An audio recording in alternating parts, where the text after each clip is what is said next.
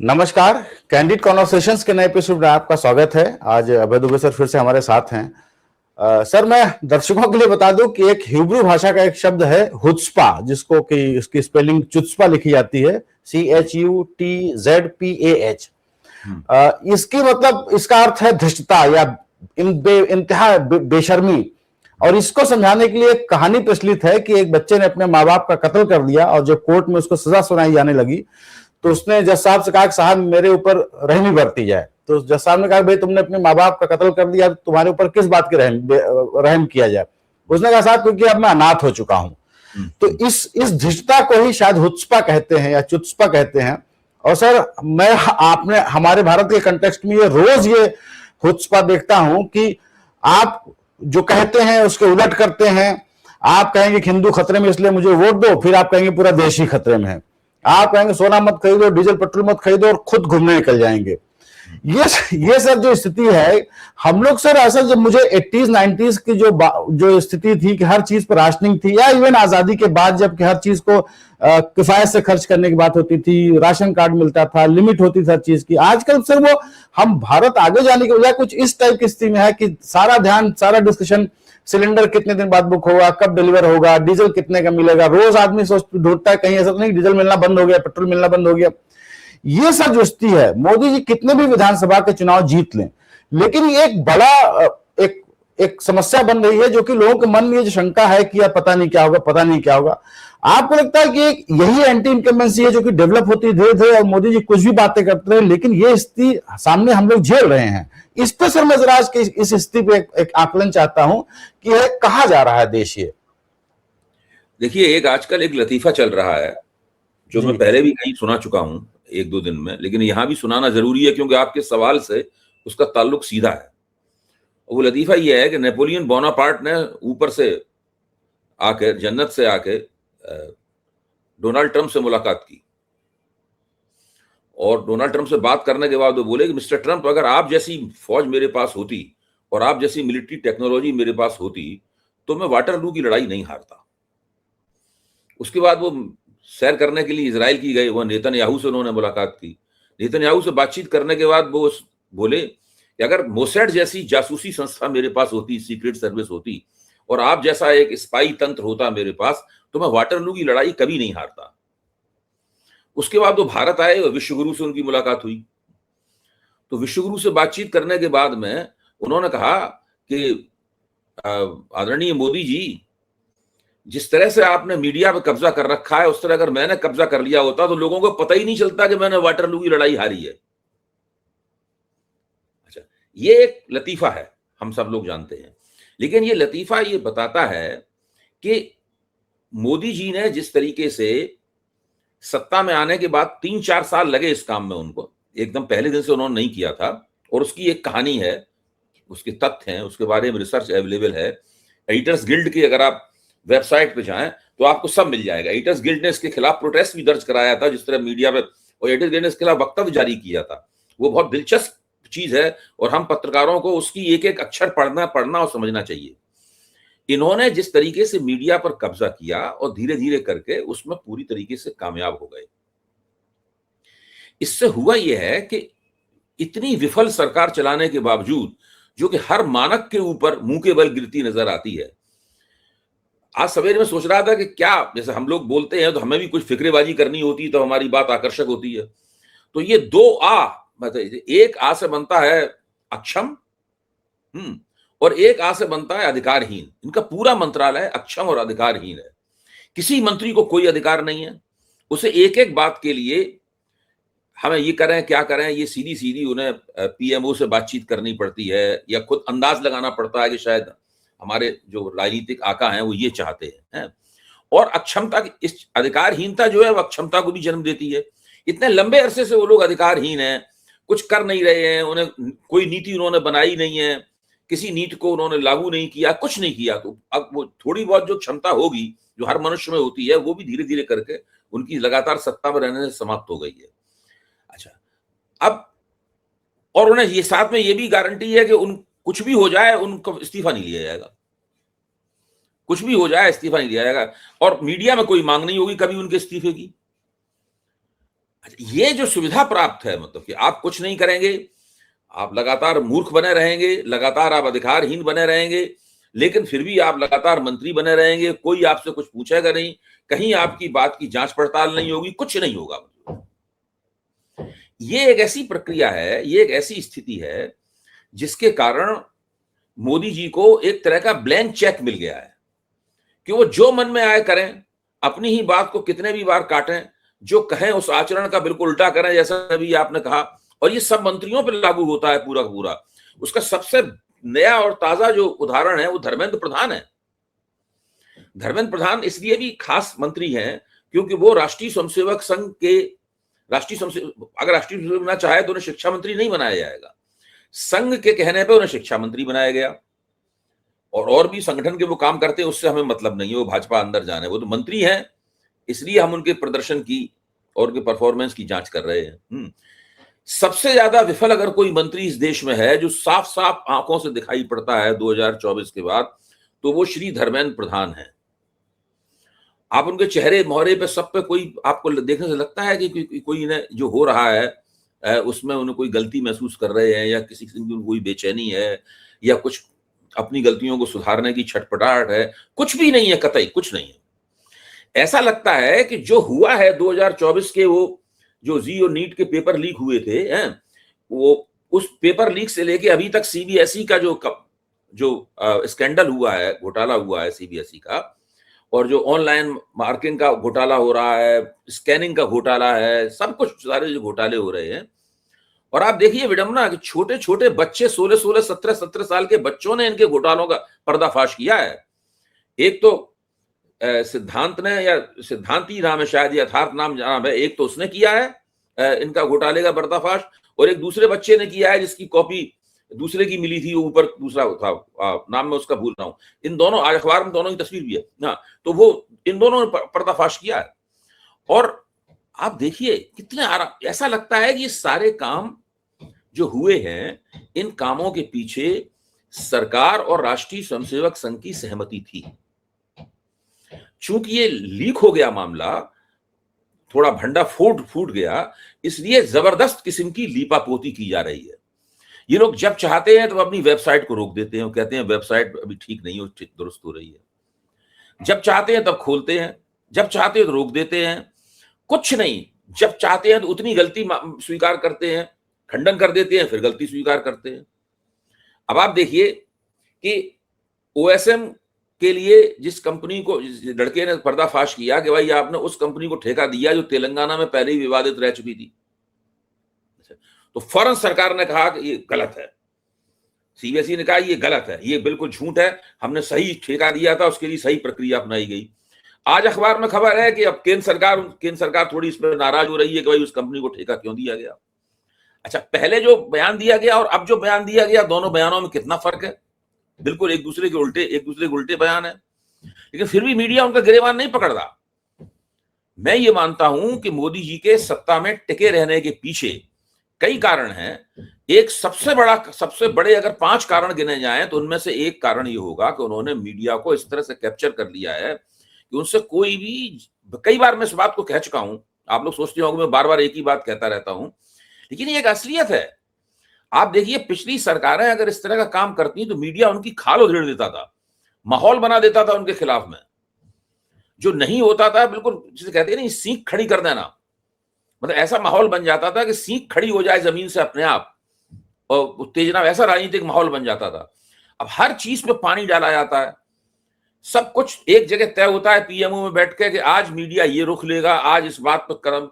अब लगातार ये चल रहा है। गाजियाबाद में एक मुसलमान ने एक हिंदू की हत्या कर दी, फिर वो उसने सरेंडर भी कर दिया, फिर शायद उसको एनकाउंटर भी दिखा दिया, पता नहीं, ये सब चल रहा है यहाँ पे जहां मैं रहता हूं। इसी के ऊपर एक डेढ़ घंटे तक जो है वो प्रोग्राम चल रहा है टीवी के ऊपर, और जो समस्याएं हैं उन समस्याओं के ऊपर कोई चर्चा नहीं कर रहा। वो भी एक खबर है, मैं ये नहीं कह रहा हूं वो एक खबर नहीं है, और उस खबर को नहीं चलाना चाहिए है, लेकिन उस खबर के ऊपर एक डेढ़ घंटे तक प्रोग्राम चलाने की क्या बात है भाई? एक अपराध है, उसमें सांप्रदायिक पहलू भी हैं और उसके अंदर मानवीय संबंधों के पहलू भी हैं उसके अंदर। उन पे चर्चा होनी चाहिए, मैं ये मानता हूं, मैं खुद भी उन पे चर्चा करने को तैयार हूं, लेकिन किस कीमत पर? क्या जो शिक्षा में चल रहा है उस कीमत पर? क्या डोनाल्ड ट्रंप और भारत के बीच में जो व्यापार डील नहीं हो पा रही है उस कीमत पर? आज पीयूष गोयल ने बयान दिया है कि भाई अब उस डील में केवल कॉमा फुल स्टॉप पर चर्चा होनी बाकी रह गई है। कब से चल रहा है मामला, लेकिन कोई डील वगैरह नहीं हो पा रही। दूसरे, कितनी बड़ी घटना हो रही है कि ईरान और अमेरिका के बीच में समझौता नहीं हो पा रहा है। यहां तक कि सुना यह गया है, मैं बहुत पुष्टि के साथ नहीं कह सकता, ईरान ने शायद जो शांति वार्ता है उससे अपने आप को हटा लिया है। इससे ट्रंप साहब घबरा गए हैं, उधर उधर दौड़ धूप कर रहे हैं, कुछ वो कलाबाजियां खा रहे हैं कि भाई ऐसा ना हो जाए कहीं उससे ट्रंप साहब की निकल जाएगा। ट्रंप तो नेतन्याहू को उल्टा सीधा बोल रहे हैं कि तुम लेबनान पे हमले बंद करो, यहाँ पे वार्ता टूटने वाली है।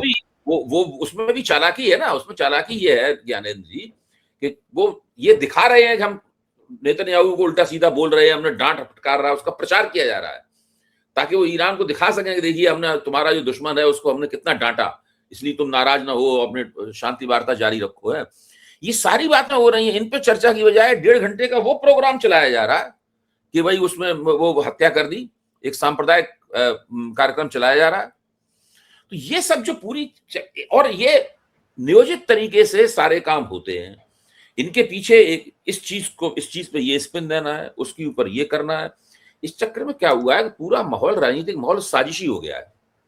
इसका एक और मतलब मीडिया का बहुत बड़ा दुष्परिणाम हुआ है, हम लोगों को भी हर चीज में साजिश नजर आने लगी है, मुझे भी नजर आने लगी है। हर चीज जो घटित होती है लगता है कि ये जो दिख रही है वैसी नहीं है। जो बयान दिया जा रहा है, इस बयान के पीछे कोई ना कोई जो है वो श्यानापन है, इसके पीछे उस श्यानापन को खोज करो। इसमें दिमाग का जो है ना वो तेल निकला जा रहा है कि भाई हर चीज को आप जैसे फेस वैल्यू पे आप किसी चीज को ले ही नहीं सकते, ये स्थिति है। तो ये जो कैसे लेंगे सर? देखिए, जो सरकार की सॉवरेंटी है, जो उसकी बात का एक भरोसा होता था, वो भरोसा खत्म हुआ है लोगों का। नोटबंदी से लेकर के कोविड तक वो भरोसा खत्म हुआ। सरकार आज कुछ कहती, कल कुछ कहती, तो वो जो लॉस ऑफ फेथ है सरकार को बहुत ज्यादा है, इसलिए शायद लोगों को विश्वास नहीं या साजिश लगती है। मैं सर एक बात कर रहा था धर्मेंद्र प्रधान पे, इतना झूठ, वो भी तो एक है कि वो एक जगह थी, इसके अंदर लाखों घड़ियां लगी हुई थी। तो क्यों लगी हुई घड़ियां? कि भाई ये हर व्यक्ति की एक घड़ी है, जो झूठ बोलता है तो घड़ी की सुई हिलती है, ज्यादा झूठ बोलता है तेजी से चलती है। एक घड़ी है जो बिल्कुल बंद पड़ी हुई है, तो ये राजा हरिश्चंद्र की घड़ी है, क्योंकि वो कभी झूठ नहीं बोलते थे। तो एक ने पूछा विश्वगुरु घड़ी कौन सी है? कि वो हमने अपनी टेबल पे लगा रखी है, क्योंकि वो इतनी तेजी से चलती है, पंखे काम करती है। जी जी, मैं सर इसलिए कहता कि धर्मेंद्र प्रधान का इस्तीफा होना चाहिए, इसमें कोई दो राय नहीं है, और किसी भी सरकार को करना चाहिए। लेकिन क्या है सर कि मैं सोच रहा था कि ये क्यों नहीं इस्तीफे होते हैं। मैं सर क्या है कि आपने जब एक कहा तो मुझे एक वाकया याद आया कि 2018 की बात है। मैं दिल्ली में एक बड़ी अधिकारी थी हमारी जानने वाली, वो ये टेलीकॉम का ऑडिट होता है उसकी वो डायरेक्टर जनरल थी। तो मैं उनके ऑफिस में गया था मिलने, तो वहां गया तो उन्होंने पूछा कि क्या पियोगे, तो मैंने कहा चलिए चाय पी लूंगा। ग्रीन टी पियोगे? मैंने कहा ग्रीन टी पी लेंगे। तो जनरली सर हम लोग ग्रीन टी 2-3 तरह की जानते हैं कि अदरक वाली है या नींबू वाली है, कुछ इस टाइप की। तो एक उनके एक डिब्बे में करीब 20-25 किस्म की जो है वो ग्रीन टी आई। तो मैंने कहा कि इसमें इतनी ग्रीन टी, मतलब क्या दिन भर आप लोग यही ग्रीन टी बदल बदल के पीते रहते, आप लोगों के पास इतने काम होते हैं? कह रही हमारे पास कोई काम नहीं है। उनका कहना ये था कि हमको कोई काम नहीं है, फाइल आती है उसको पीएमओ भेजना है, और पीएमओ में इतनी फाइलें हैं कि वो पता है कि आने में, उसको वापस आने में 2-3 महीने का टाइम लगेगा। तो अपने पास कोई टेंशन नहीं है, कुछ अप्रूवल नहीं करना, कुछ सोचना नहीं है, फाइल आया मार्क कर दो पीएमओ को। वो क्या है सर कि ऐसा सेंट्रलाइज किया उन्होंने सिस्टम की, आज किसी भी मंत्री की जवाबदेही नहीं है। जो आपने कहा ना कि सर अक्षम तो है ही वो कोई, क्योंकि चूंकि सारा फैसला जब एक ही जगह हो रहा है, तो आप किस मुंह से इस्तीफा मांगेंगे, आप कैसे हटाएंगे? एक आपकी बात मानते हुए इसमें एक चीज जोड़ रहा हूं, जैसे कि एक मंत्री की अक्षमता पकड़ी जाती है, मतलब कोई पोल खुल गई, पेपर लीक पकड़ गया, कुछ ईडी ने गड़बड़ कर दी, ये कर दी, वो कर दी, तो इनका इस्तीफा इसलिए भी नहीं मांगा जाता कि अंदर से सबको पता होता है कि ये इस मंत्री से यही काम करने के लिए कहा गया था। जी जी हाँ, तो फिर मंत्री से किस मुंह से इस्तीफा मांगा जाए? मंत्री कहेगा कि भैया तुमने कहा था, हमने तो वही किया। अब सब चीजें तो हाथ में होती नहीं है, कभी कभी आप जैसा चाहते हैं वैसा वैसा नहीं होता है। भाई क्या है ये पेपर लीक करके किन लोगों को इम्तिहानों में पास कराया जा रहा है? वो लोग कौन है? इसकी जांच हुई कभी? इसके कोई अध्ययन हुआ है कि आखिरकार किन लोगों को पास कराया जा रहा है? यूपीएससी की परीक्षा है, तमाम परीक्षा है, व्यापम घोटाले से लेके अभी तक आप देखिए, व्यापम घोटाला तो बड़ा रहस्यमय घोटाला है, कितनी तो मौतें हुई हैं उसके अंदर। और ये दरअसल उसी घोटाले का बड़ा रूप है ये जो हो रहा है। मुझे नहीं, ये सर जो जैसे कोएम्प जो सीबीएसई वाले मामले में जिस कंपनी का नाम आ रहा है हैदराबाद की, आप उसको सर ध्यान से देखिए, उसके मालिकों को देखिए, तो वो सब उसी बीजेपी इकोसिस्टम का ही हिस्सा है। वो कोई ऐसे लोग नहीं है जो कि आपको लगे बहुत कॉर्पोरेट ड्रिवेन और बहुत ही कोई प्रोफेशनल कंपनी है। वो केसीआर के उसमें समय वहां पे घोटाला किया, उन्होंने पैसे दे करके ठेका लिया, वहां ब्लैकलिस्ट हुए, यहाँ आए, उन्होंने उसको ऑल्टर कराया उस नियमों को। वो ऐसा कुछ नहीं जो बार बार राहुल गांधी कह रहे हैं कोएम्प टू कोएम्प, सबको पता है कि वो कैसे लीक हुआ और कैसे ये कंपनी, क्या कौन लोग हैं, ये इसमें कोई छुपी हुई बात नहीं है। मैं सर दूसरी बात कह रहा हूं, अब जो एक कॉकरोच जनता पार्टी शुरू हुई थी सर, वो अब कॉकरोच जनता पार्टी में आते हैं, क्योंकि आपने बात कही, मीडिया की ये जिम्मेदारी है, मीडिया को बताया गया है कि ये आपका राष्ट्रीय दायित्व है कि कोई भी घटना हो जाए, कोई भी घोटाला हो जाए, करोड़ों अरबों रुपए का हो, उसमें नौजवानों का नुकसान हो, नई पीढ़ी का नुकसान हो, शिक्षा का नुकसान हो, उद्योग का नुकसान हो, किसी भी चीज का, किसानों का नुकसान हो, किसी भी चीज का नुकसान हो, लेकिन किसी भी चीज की आंच और जिम्मेदारी नरेंद्र मोदी पर नहीं जानी चाहिए। उनका पहला काम तो यह है कि उस मंत्री पे भी नहीं जाए जिम्मेदारी, लेकिन अगर नरेंद्र मोदी पे जिम्मेदारी जा रही है तो मंत्री पे थोड़ा सा वो नजला अपना गिरा देंगे। इस तरीके से बड़े कैलिब्रेटेड शैली में, बड़े सोच समझ के इस पूरी शैली में ये सारा का सारा काम होता है इस तरीके से। और ये लोग पूरी कोशिश करते हैं कि नरेंद्र मोदी को तो बहस में किसी तरह लाया ही ना जाए, क्योंकि वही है, अगर नरेंद्र मोदी का गिर गया मामला, नरेंद्र मोदी की छवि अगर रसातल में चली गई और लोग उनके खिलाफ बोलने लगे सड़क पे, जो काफी बोलने भी लगे हैं, इसमें कोई शक नहीं, मोदी सरकार लोगों के मुंह से निकलने लगा है। मैं तो बार बार ये कह रहा हूं कि 2024 में जब वोट कम मिले थे और इनका बहुमत खो गया था, तब मोदी के खिलाफ इतना लोग नहीं बोलते जितना आज बोल रहे हैं मोदी के खिलाफ। तो ये पूरा मीडिया इस काम में लगा रहता है कि मोदी जी को किसी तरह बचा लो, क्योंकि मोदी जी अगर गिर पड़े तो सब कुछ खत्म हो जाएगा। ये एक तरह से देखा जाए तो ये जो हिंदुत्व का प्रोजेक्ट चल रहा है, जिसके मोदी जी सीईओ हैं, मैं कहता हूं हिंदुत्व का प्रोजेक्ट चल रहा है, जिसके मोदी जी सीईओ हैं, उनकी अपनी शैली है, ये हिंदुत्व की कंपनी चलाने की उनकी अपनी एक शैली है। इसमें क्या है कि सीईओ अगर गिर गया, सीईओ का इस्तीफा हो गया या उसको निकालना पड़ा सीईओ को, तो उनके पास दूसरा सीईओ नहीं है बनाने के लिए। इसलिए ये मामला बहुत ज्यादा नाजुक है यहाँ पे। बस इस पूरे प्रोजेक्ट की ये जो राक्षसी प्रपंच है, इस प्रपंच की जो सबसे कमजोर कड़ी है, मतलब स्वयं नरेंद्र मोदी बन गए हैं। क्योंकि नरेंद्र मोदी अगर आहत हुए या काम के नहीं रह गए, तो उनको उनकी जगह लाने के लिए इनके पास दूसरा बंदा नहीं है। दूसरा बंदा आएगा भी तो वो लोगों को लगेगा ये क्या हुआ, लोगों को कुर्सी खाली दिखेगी। भले ही मान लो उस कुर्सी पे किसी को बैठा दिया जाए, किसी बड़े नेता को, मोदी जी कुर्सी पे, लोग यही मानेंगे कुर्सी में कोई नहीं है, क्योंकि उन्होंने वैसा कुछ बनाया ही नहीं है। जी जी, मैं सर अब ये जो कॉकरोच जनता पार्टी है, मैं उस पर बात करना चाह रहा था। जो उसके एक शुरुआत करने वाले हैं, जो इन्होंने social media handler Abhijeet Dipke, वो बॉस्टन में रहते हैं और शायद 6 जून को आ रहे हैं, और उन्होंने कहा कि हम जंतर मंतर पे हम कुछ प्रदर्शन वगैरह करेंगे। मुझे उम्मीद नहीं है कि उनको प्रदर्शन करने दिया जाएगा, लेकिन सर एक बात जो मैं देख रहा हूं कि उसको एक कुछ लोग पेंट करने में लगे हैं कि आरएसएस या बीजेपी का ही प्रायोजित है। बीजेपी भी उनको गालियां दे रही है, कॉकरोच कॉकरोच बुला रही है। कांग्रेस एकदम से शांत है, कांग्रेस उसको कुछ नहीं बोल रही है। लेकिन फिर भी मैं मानता हूं कि एक वो ऑर्गेनिक चीज है, जो कि एक मिला जुला गुस्सा है, बहुत सारी परेशानियों का वो दिख रहा है सोशल मीडिया पर। सोशल मीडिया भी आज डेट में नया आंदोलन का जंतर मंत्र वही है, वहीं पे लोग अपना आंदोलन कर लेते हैं घर बैठे, क्योंकि बाहर सड़क पे डंडे कौन खाए या देशद्रोही का यूएपीए कौन लगवाए। ये आपको लगता है कि कांग्रेस चुपचाप इसलिए बैठी है कि इसका इनडायरेक्टली फायदा फाइनली मुझे ही होना है, या वो देख रही है कि एक केजरीवाल जैसा कुछ अल्टरनेटिव कहीं नया ना शुरू हो जाए, इसलिए इसको धीरे धीरे अपने आप ही खत्म हो जाने दो। इसके भविष्य पे अब कांग्रेस किस नजरिए से इसको देख रही है, उस पर सर जरा मैं समझना चाह रहा था। देखिए, आम आदमी पार्टी जो बनी थी वो तो बाकायदा हार्ड मास वाला एक राजनीतिक इंसान था, उसका एक संगठन था, उसका एक नेता था।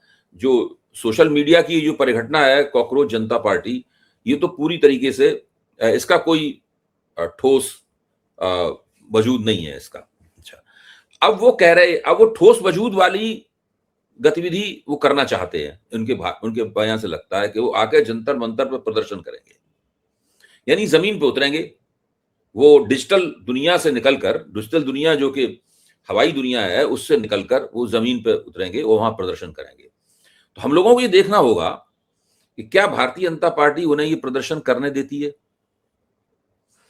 क्या भारतीय जनता पार्टी उनके पक्ष में वहां पर लोगों को जमा होने देती है? बावजूद इसके कि उनकी तरफ से ये वक्तव्य आए हैं, आरएसएस की तरफ से, कि ये लोग राजनीतिक अस्थिरता फैलाना चाहते हैं, डिस्टेबलाइजेशन करना चाहते हैं, यही तो उनके वक्तव्य आए हैं उनका। और ये मतलब उनको हर तरह से उनके ऊपर संदेह व्यक्त किए हैं, संघ ने भी किए और भाजपा ने भी किए, सब लोगों ने संदेह व्यक्त किए हैं। इसके बावजूद अगर उनको राजनीतिक रूप से सक्रिय होने दिया जाता है, यानी उनको इतनी गुंजाइश दी जाती है कि उस गुंजाइश में वो अपना कुछ जमीन पर खड़ा कर लें, काकरोच जनता पार्टी के लोग, तब फिर हम लोग उनको नई दृष्टि से देखेंगे। मैं उनकी पर कोई आरोप नहीं लगा रहा हूं, मैंने उनके लिए वीडियो बनाया, उस वीडियो को लाखों लोगों ने देखा और हमने उस परिघटना की प्रशंसा की। आज भी मैं उस परिघटना की प्रशंसा करता हूं। मैं ये मानता हूं कि काकरोच जनता पार्टी एक थर्मामीटर है, जिसके जरिए भारत में राजनीतिक लोग क्या सोच रहे हैं, खासतौर से नौजवान लोग क्या सोच रहे हैं, उसके तापमान का हमें पता लगता है। इसके आगे तापमान का पता लगता है कि बुखार चढ़ा हुआ है। अब उसके बाद ये डायग्नोस हो गया कि भाई फीवर आया हुआ है, तो अब उसको पैरासीटामोल दी जाएगी कि उसको क्या दिया जाएगा, आयुर्वेद इलाज कराया जाएगा, होम्योपैथ इलाज कराया जाएगा, ये होना तय होना अभी बाकी है। एंटी इनकम्बेंसी जमा हो रही है, उसका सबूत काकरोच जनता पार्टी है।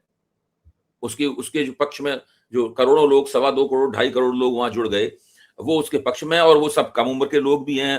अगर वैसी शालिग्रामी भाषा में बात करें तो वो जेनजी हैं, मतलब जो वगैरह जेनजी, हालांकि ये अजीब से ही शब्द होते हैं, वो जेनजी हैं।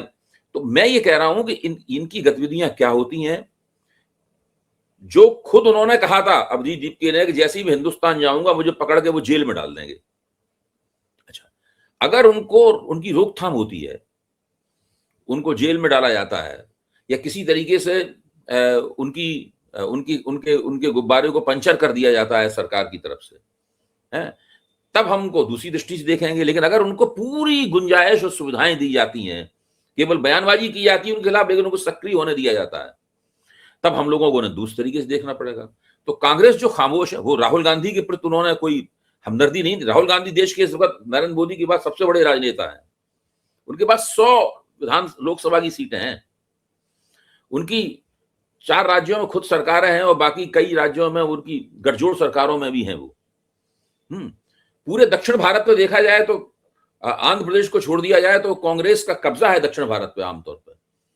और वहां पे अगर आंध्र प्रदेश में भी जगन मोहन रेड्डी के साथ बातचीत चला रही है कांग्रेस, अगर जगन मोहन रेड्डी के साथ बातचीत उनकी गठजोड़ की बन गई, तो आंध्र प्रदेश में भी उनको सत्ता में लौटने में जगन मोहन के नेतृत्व में देर नहीं लगेगी।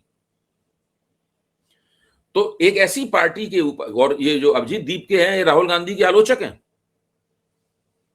उनके ऊपर हमला भी कर रहे हैं अपनी बातचीत में।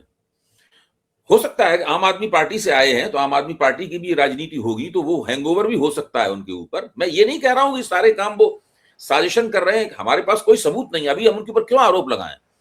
तो अभी हम देखेंगे कि 6 जून कोई दूर नहीं है, आज 2 तारीख है और 6 जून तो 4 दिन दूर है केवल। हम लोग देखेंगे कि सरकार उनके साथ क्या सलूक करती है, बीजेपी उनके साथ क्या सलूक करती है, और विपक्षी पार्टियां उन्हें किस दृष्टि से देखती हैं। हम लोग भी अपनी राय देंगे उनके बारे में। अभी उनके बारे में उनको या तो उनको खारिज करना, या उनको बीजेपी की बी टीम कहना, या कोई कुछ भी कहना, या ये कह देना कि वो हिंदुस्तान में क्रांति करने के लिए आ रहे हैं और अगले भविष्य के क्रांतिकारी यही होंगे, ये सब कहना उचित नहीं है। नहीं, मैं अभी भी उनको कोई सर्टिफिकेट नहीं दे रहा हूं। मैं ये जरूर मानता हूं कि एक ऑर्गेनिक चीज है जो कि सोशल मीडिया पे लोगों का गुस्सा वो निकल रहा है, ग्राउंड पे क्या होता है वो हमें जरूर देखना होगा। एक साथ जो लोग जुड़े हैं, उनके साथ जो लोग जुड़े हैं वो ऑर्गेनिक हैं। जी जी जी, वही मैं कह रहा हूँ, लोग जुड़े हैं वो ऑर्गेनिक हैं। अब अपने जो राजनीतिक विचार हैं वो ऑर्गेनिक नहीं है। इन दोनों बातों में फर्क करना पड़ेगा। राजनीतिक विचार है, उनका एक इतिहास है, उनका एक सोच है, मतलब उनको मैं ऑर्गेनिक नहीं मानता हूं। लोग जो जुड़े हैं वो ऑर्गेनिक है।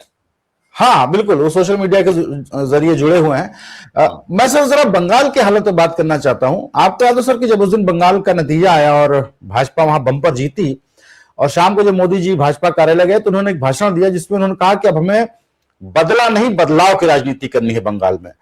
मुझे सब उसी दिन लग गया था कि ये बात कुछ कहने की जरूरत नहीं थी, बदला शब्द बोलने की जरूरत भी नहीं थी नरेंद्र मोदी को। आपकी सरकार आई थी, आपका सपना पूरा हुआ था बंगाल में, आप संकेत आपको उसका आनंद लेना चाहिए। तो आपने वो जो जो डॉग व्हिस्टलिंग कहते हैं ना, जिसको धीरे से कान में फूंक दिया जाना कि आप जो कह रहा हूं वो समझिए कि बदला नहीं बदलाव करिएगा, वही सर आप देखने को मिल रहा है कि जब छोटी छोटी बात पे राष्ट्रपति शासन की मांग करती थी उनपे ममता शासन में भाजपा, आज देखिए वहां पे सांसद मारे पीटे जा रहे हैं। जान जा सकती थी अभिषेक बनर्जी की, कल्याण बनर्जी को मारा गया, और अब शायद उनकी पार्टी को भी तोड़ रहे हैं, उनके यहाँ विधायक नहीं आ रहे मीटिंग में।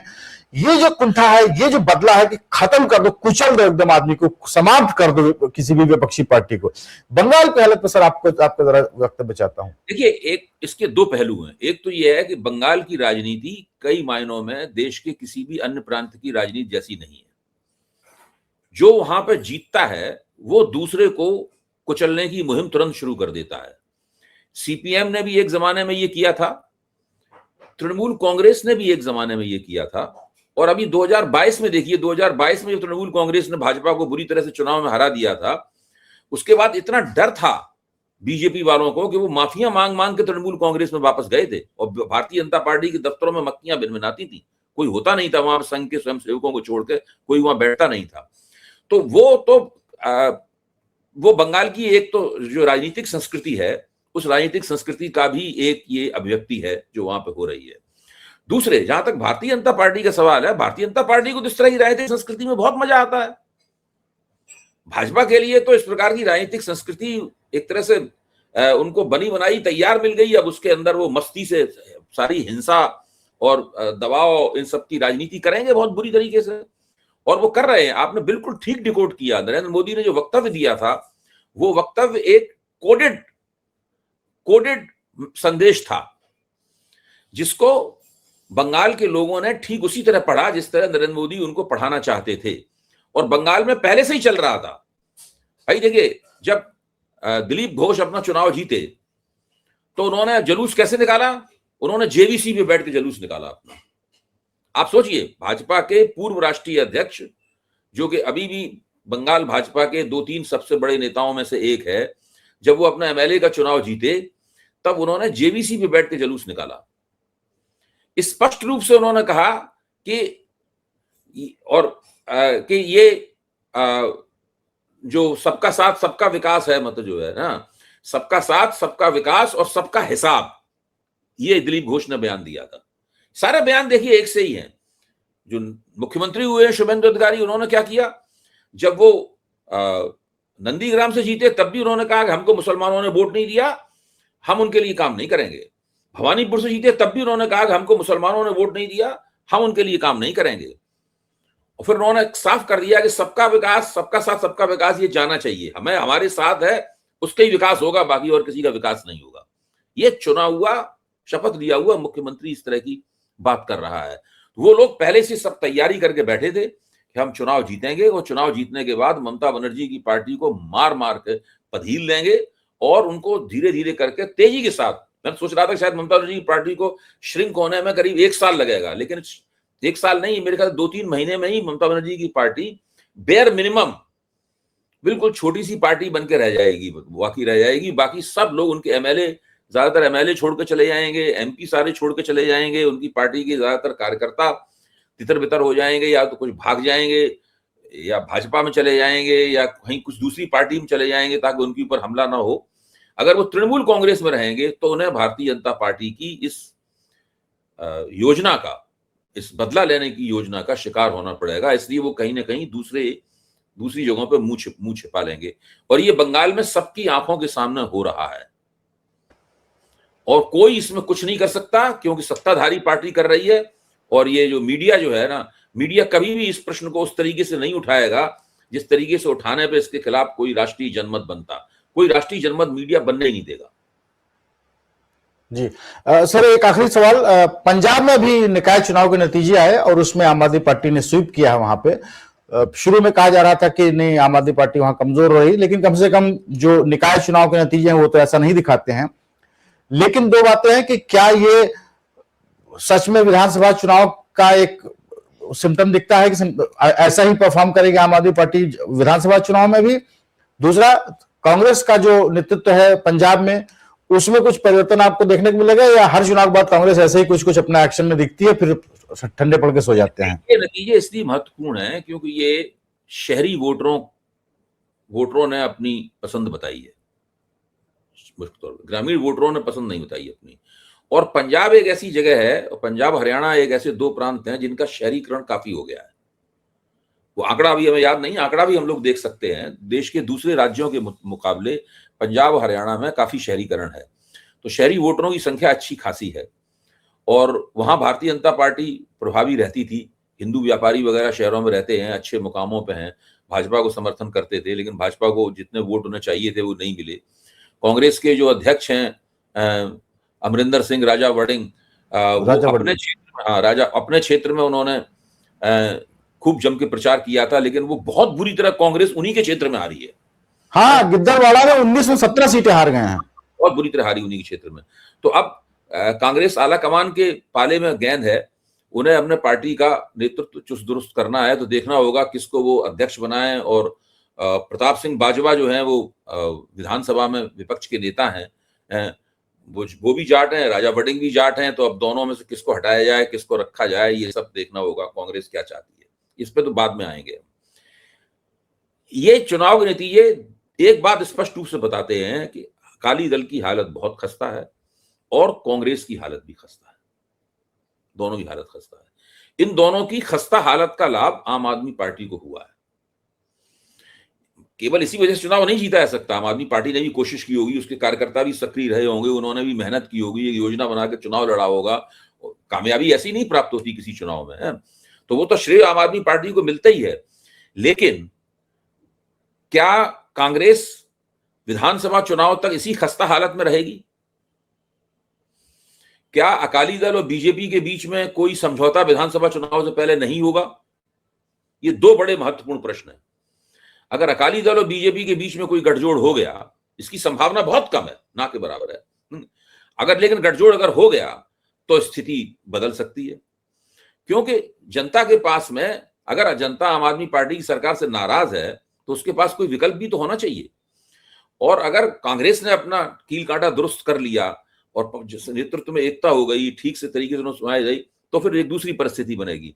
तो हमें इन सब परिस्थितियों पर नजर रखनी होगी, और लेकिन हमें आम आदमी पार्टी को उसकी जीत का पूरा श्रेय देते हुए ये स्वीकार करना होगा कि आम आदमी पार्टी उतनी खराब हालत में नहीं है जितनी खराब हालत में सब लोग उसे मान रहे थे। जी जरूर, ये तो पक्की बात है। और आज का सर समय खत्म हो गया है और हम लोग अगले हफ्ते फिर से बात करेंगे। तब तक के लिए सर आपका बहुत बहुत धन्यवाद और दर्शकों का भी बहुत बहुत धन्यवाद। Thank you so much. नमस्कार।